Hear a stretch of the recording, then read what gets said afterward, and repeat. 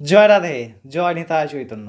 আমরা আজকে এই ভাগবতিক আলোচনায় সুন্দর একটি প্রসঙ্গ আলোচনা করব, যেটি হচ্ছে হীরের মূল্য। এই হীরের মূল্য কি?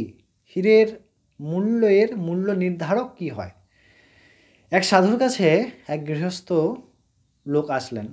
সাধুকে বললেন, সাধু বাবা, আমায় এমন কিছু প্রদান করুন যার দ্বারা আমি প্রচুর ধনী হয়ে যেতে পারি, আমি সমস্ত প্রকার দুঃখ থেকে নিবৃত্ত হতে পারি, আমি প্রচুর ধনী হতে পারি। সাধু বাবা বললেন, ঠিক আছে, তুমি কাল সকালে এসো।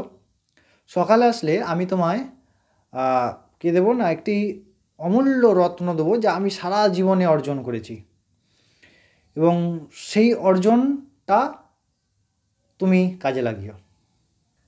বলছি ঠিক আছে। পরের দিন সকালে এসেছেন স্নান করে সাধুর কাছে। বলছে, সাধু বাবা, এবার আমায় সেই অমূল্য রতন দিন। বলছে, বলো রাম।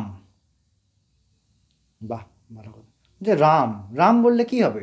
রাম বললে রাম কি অমূল্য রতন? এর দ্বারা কি দুঃখ নিবৃত্তি হবে? কি আমার ঐশ্বর্য বাড়বে? বলছে, ও বাড়বে না। যে তাহলে দাঁড়াও, একটু দাঁড়াও।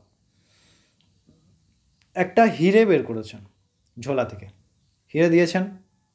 বলছে, দেখো, এইটি তুমি আলুর দোকানে, আনাজ দোকানে, ভুসিমাল দোকানে এবং সোনার দোকানে যাবে, তারপরে জহুরির কাছে। সোনার দোকানের পরে তারপরে জহুরির কাছে যাবে।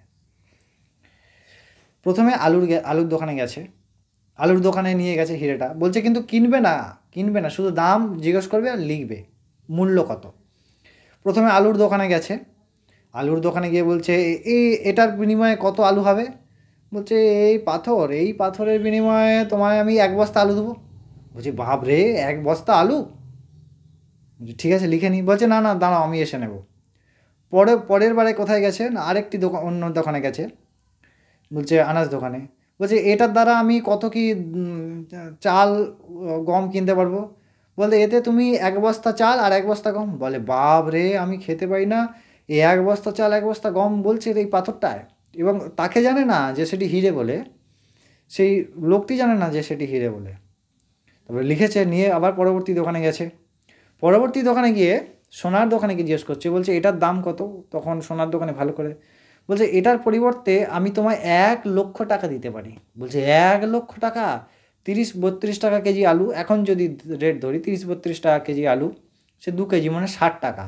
আলু দোকানে 60 টাকা।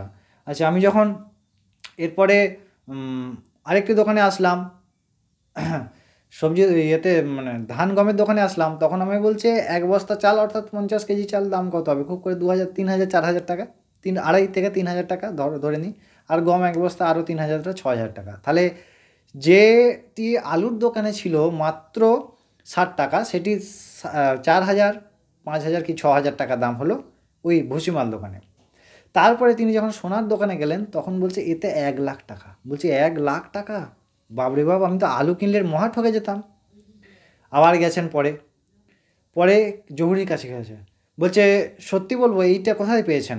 সত্যি বলবো, আমার দোকানের সমস্ত ধনসম্পদ অর্থ দিয়ে দিলেও এর মূল্য হবে না। তখন সাধুর কাছে এসছে। বলছে, সাধু বাবা এরকম বলছে।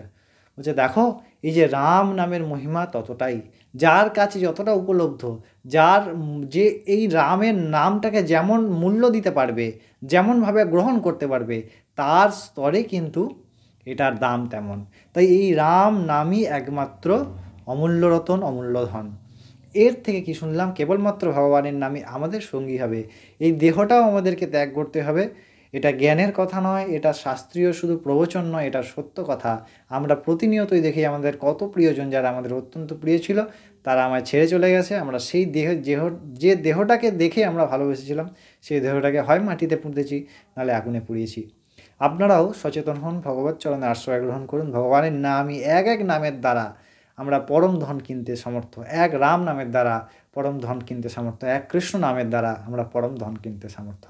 অনেক ভালো থাকবেন। আবার পরবর্তী ভাগবত কথায় দেখা হবে।